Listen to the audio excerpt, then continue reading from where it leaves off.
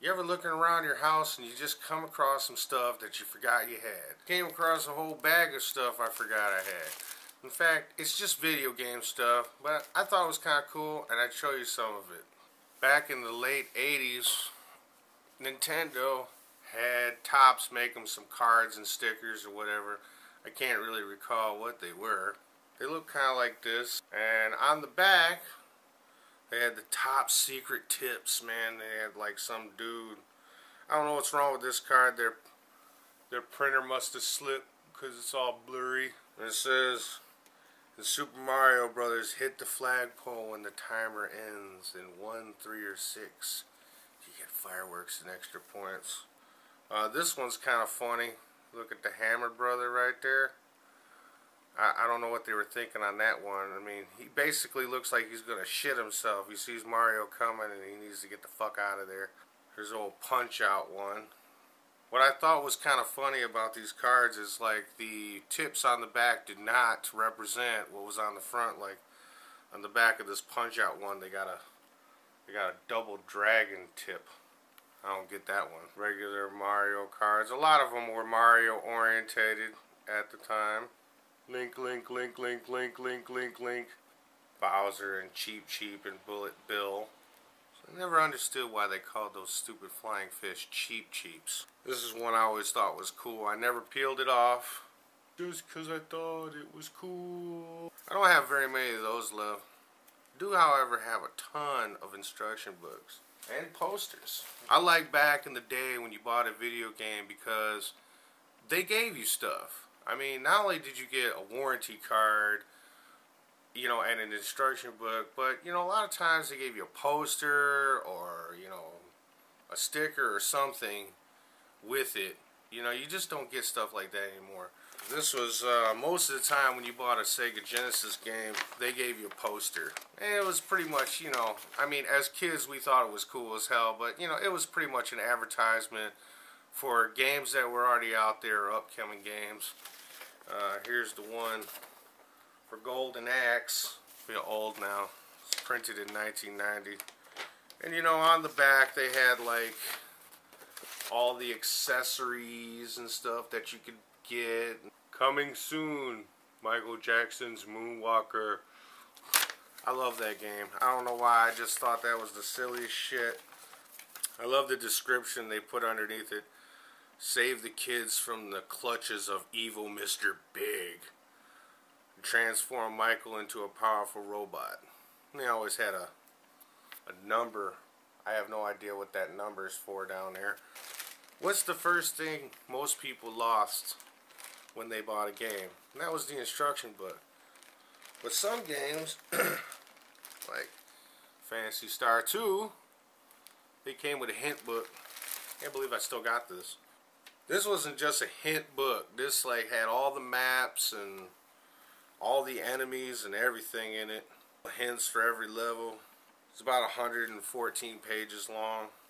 I thought that was kind of cool. Then again, when Phantasy Star came out, I do recall paying like $80 for it. So, Phantasy Star map.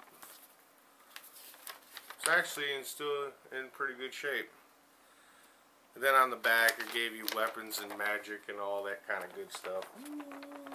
Nintendo gave you a lot of these when you bought games, and it just depended on which company you bought it from. But they always gave you like a little booklet inside. This one's from Ultra Games, and it's basically an advertisement to show you what games were available. A lot of these I never played, like this one here, Defender of the Crown. I've never even seen that one. I've never seen Kings of the Beach either. That's another one I've never seen. Somebody wants to maybe put up a video of that. Played most of these other games and they were stupid. I kept all the instructions to my games, like these little, they gave you these little instruction booklets. Unfortunately, I wasn't able to keep the boxes. I really wish I was, but, you know, there wasn't any room. What I like about the older games as opposed to the newer games, when they gave you the instruction book, I don't think, well, here's one. Here's the Goonies 2 You know, they actually gave you descriptions, little descriptions of what everything was, and what they do. I mean, now again, you know, nowadays, you know, games, they have in-game tutorials, but it's always cool to have something tangible like an instruction book. I mean, because you can go back and look at it anytime you want. Here's another Genesis poster. There are tons of these. I don't know why I kept them.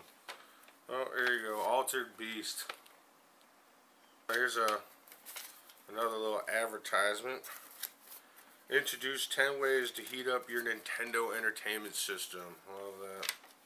Always try to get you all psyched up and shit and get your ass beat by your parents. One from Konami. I really have no problem with Konami. Konami's really never made any games I thought sucked. I mean, I could be wrong. I haven't played everything they've ever made. Oh, these used to trip me out. Capcom had Ghosts and Goblins, but, you know, it's like they always had this Captain Commando thing on the front. Still got the original Maps and Strategies books that came with Zelda. It'll be blurry. This game straight up pissed me off. I even kept instruction books for stuff accessories I bought. This pisses me off. Look at this bullshit. Somebody wrote all kinds of crap on the back of this. Who did that? I shall read you what this dumbass wrote on the back of my instruction book. I cannot for the life of me remember where the hell this came from. Hello, you have reached the Rouse residence. I am sorry, but we are not able to come to the phone. But if you leave your name and number after the beep, we'll get back to you as soon as possible. Somebody had to fucking write that down. Dumbasses. Then somebody wrote gross with a phone number that's barely legible. And on the front, there's another fucking phone number. Jerry. Should call this Jerry dude and say, why the fuck did you write on my shit? Or why did your bitch ass friend write on my shit? In most of the instruction books, it's always funny because they always put something to this effect. I'm just going to read the one out of Light Force because that's one of my favorite games. You now own the authentic Konami home version of Light Force, one of Konami's many original arcade hits.